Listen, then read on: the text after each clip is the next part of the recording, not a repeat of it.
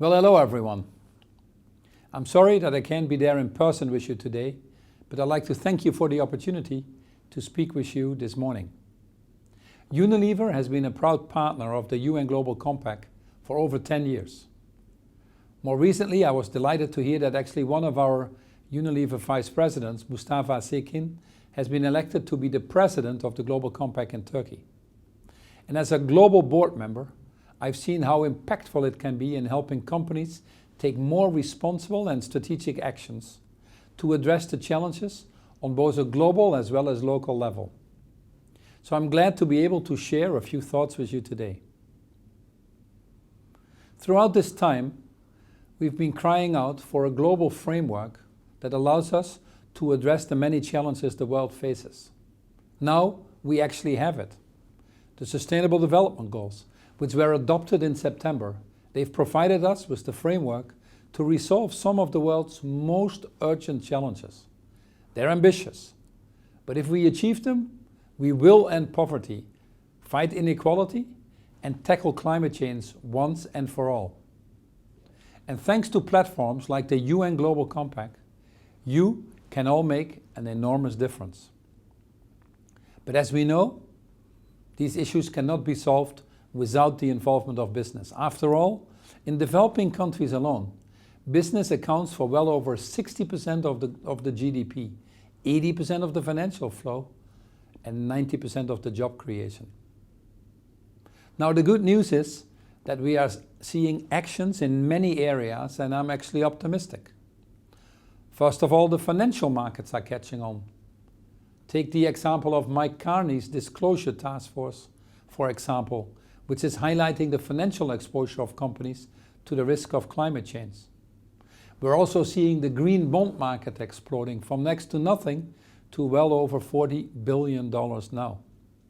The second reason to be optimistic is that consumers are increasingly asking for more responsible products and more responsible companies. 80% of consumers now agree that business must play a role in the rollout of the Sustainable Development Agenda. Research is showing that the most responsible companies are actually also amongst the most fastest growing companies around the world. The third reason is that business is taking action, including many of you there today. Nearly 500 businesses now use an internal price for carbon, with many prices actually far higher than the national carbon prices set.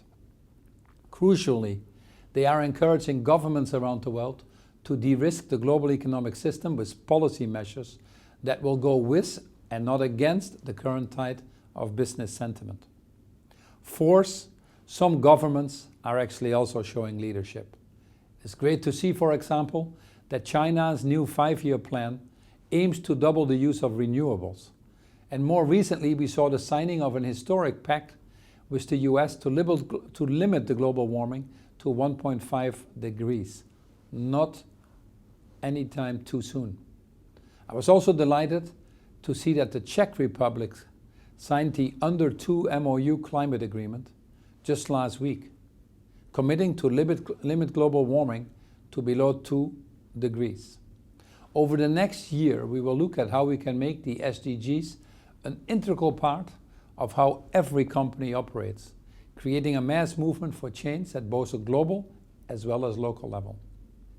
One of the ways we intend to do this is through the newly formed Business and Sustainable Development Commission, which brings together international leaders from business, labor, financial institutions, and civil society to highlight the enormous rewards to business who take a lead in sustainable development.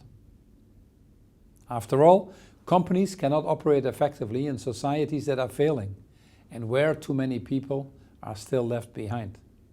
This goes to the heart of the business model that we've set out at Unilever, what we call the Unilever Sustainable Living Plan, our strategic response to the issues we face and our blueprint for sustainable growth.